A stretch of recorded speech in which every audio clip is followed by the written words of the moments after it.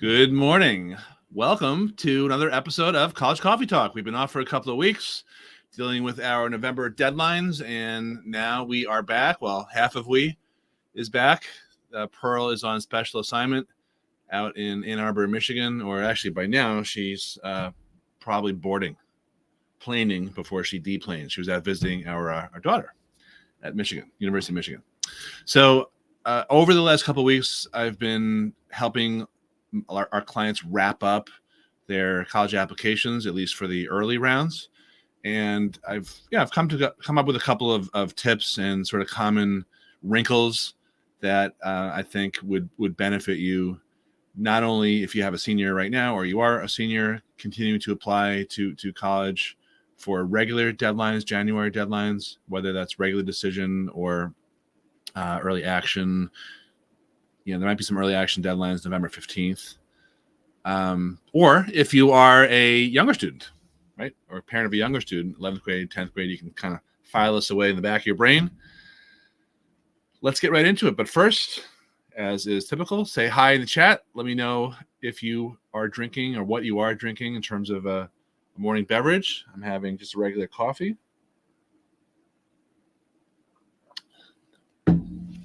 If you are listening to this on our podcast, The College Admissions Edge, or watching this somewhere else, not live, maybe it's not a morning beverage. Maybe it's just an old beverage. Maybe it's an adult beverage. Maybe that's how you're coping with not just the college applications, but election season. Pretty rough one. Good morning to Wai Fang Yip. Hello. All right, cool. Say hi in the chat. Let me know I'm coming in loud and clear. That would be helpful. What I want to do now, and this is a Facebook Live that I'm recording right now, so this will not translate on the podcast edition, which is just audio. But I want to go right into a section of the common application that gets overlooked. That's why I referred to it this morning in my email as a hidden common application tip. But I think it's really, really helpful, although a little flawed, but I'd say 95 to 98% helpful. So let me see if I can share my screen here. Hello, Laura from Boston. Very cool. All right, so I'm going into the old screen share, which is present, share screen, and window, entire screen. Okay. So now I'm going into the common application. Let me just make sure I can see this on my phone so I know what this is actually looking like, because now I can't see the chat. So if I was smart, I would have opened this up before. But right now what I'm in is the dashboard where you can load up your colleges. The actual common application to fill out is on this common application tab. Clearly, I haven't done that, because I'm not actually applying to college. This is just a facsimile of the college application. I do this every year. All right, looks like you can see it, but it's probably not big enough. So let me enlarge as much as I can.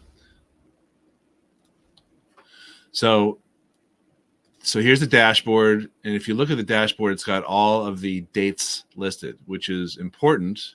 You have to add them manually. So I'm going to click on Wake Forest. I'm just going to show you how to do this. Preferred start term, fall 2025. Preferred admissions plan. I'll say early action. I'm just going to skip the rest of this. I'm going to go back to the dashboard. Okay. So here's the first tip I wanted to show you.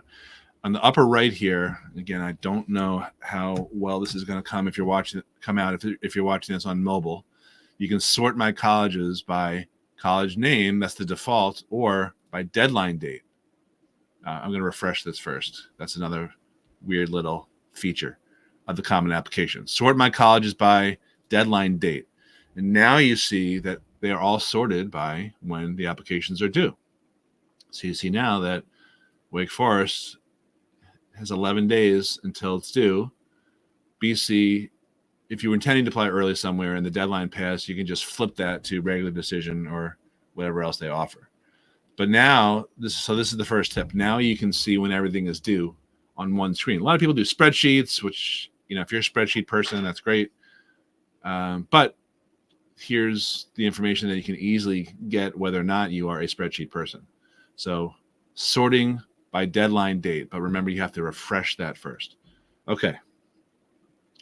Now I'm going to click on this other overlook button, application requirements, which is, again, I'm still in the dashboard. I'm in the Common Application site. I'm not actually in the Common App itself, which you have to fill out. I'm on the dashboard. So I'm clicking on application requirements. And what this gives you is a spreadsheet that lists a lot of important information. So it gives deadlines, early decision. If they have early decision, you'll see some of my schools like James Madison, Purdue, and University of Florida do not have early decision. If the school has an early decision 2 option, you'll see that listed here. If there's an early action possibility, that would be listed here too. Here's University of Florida, which is now offering early action. A client of mine pointed that out to me. Melissa, I didn't know that. And regular decision deadline or rolling, the application fees. Okay. Then we get to what's required. PE, C, and G. So what do these things mean? Well, PE is the personal statement or the personal essay. So you'll see here that that's required. And courses and grades. This is really important because you don't want to be stuck with this at the last minute. Some colleges require that you self-report your course history and grades with your application submission. This column indicates whether the college requires the self-reported courses and grades, otherwise known as the SRAR, Student Self-Reported Academic Record, SRAR. So here, in my example, Purdue offers that. By the way, I think this is really stupid because pretty much every college will look at your transcripts. But it's very tedious. You have to do this. Okay. Next, supplements. Portfolio. SR indicates that the college collects online portfolios using SlideRoom, which is integrated with the Common Application. That's usually if you're some sort of art student. WS indicates that the college requires a writing supplement. So you see here, if you can see this, that no college listed here requires a writing supplement. But here's one of the flaws that I wanted to point out to you. If you go back to the dashboard and let's look at Wake Forest, I'm clicking on Wake Forest. I'm now clicking on questions. I wonder if I can make this bigger. How am I going to do this? Would this help? Yeah, that might help. Okay. Back to the program. That doesn't look like it helps. That looks a lot worse. Oh, is that not helpful? How about this? Huh.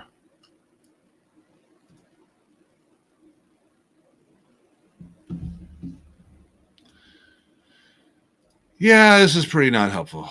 That's the news format. This is going back here. Let me try to fix this one more time. Yeah, not great at this, I admit. I'm going to stop sharing my screen. I'm going to start sharing my screen again.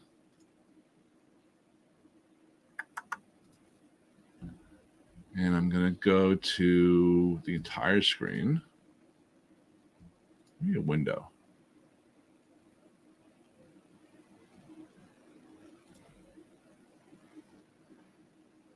The problem is I don't know which one to select here. Okay, so now I'm back in Wake Forest University.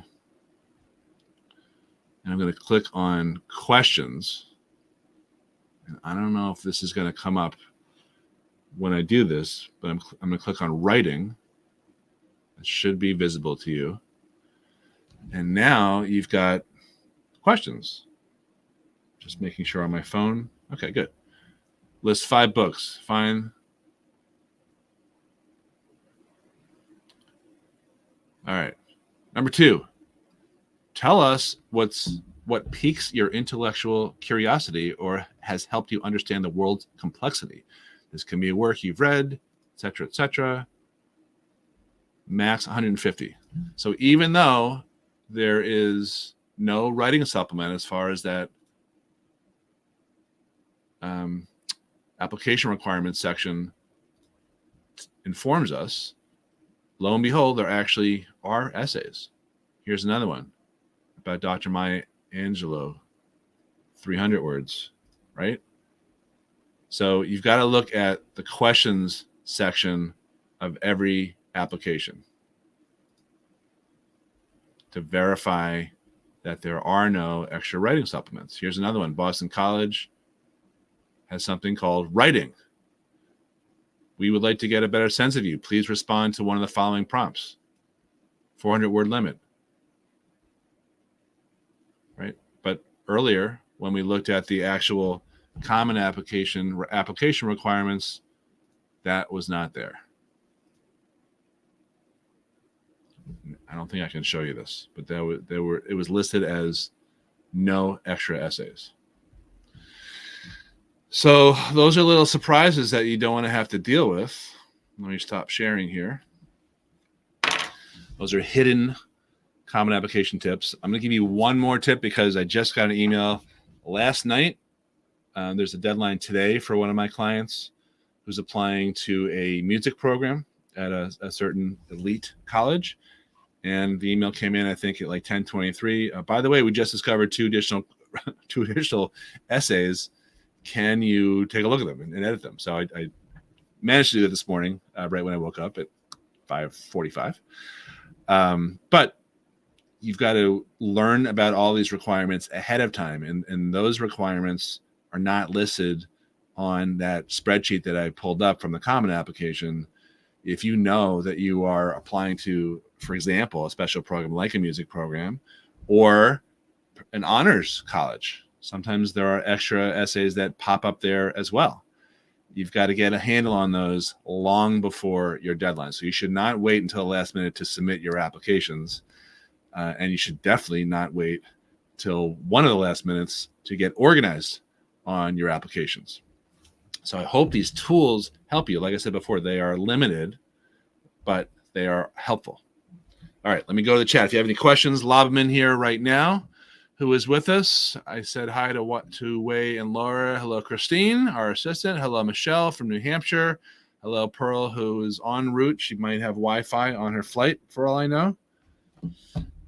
Consider this last call for questions, whether you're watching this live or not live. You can still lob in your comments wherever you are consuming this content, as we say in the biz. So going once, going twice, gone. I don't see any questions. I hope you found this valuable, and please like so you don't miss out on any more of this type of stuff. Please like this and share it if you feel like it should be shared. Have a great week. Bye-bye.